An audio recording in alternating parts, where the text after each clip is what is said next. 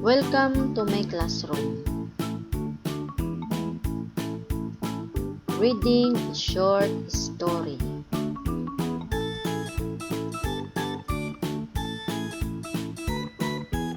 One day, the sun was shining. The dog was sleeping.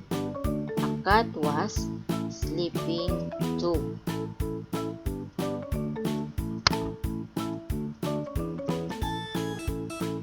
But the hen saw a fox. "Help! Help!" the hen cried.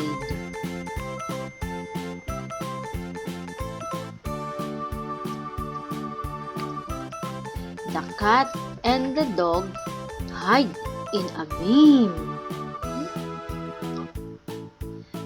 The hen flew into a hat.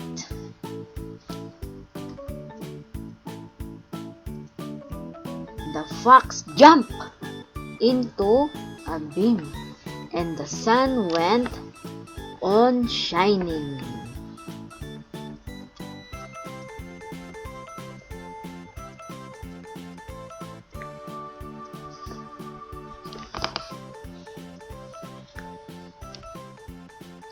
Thank you for watching.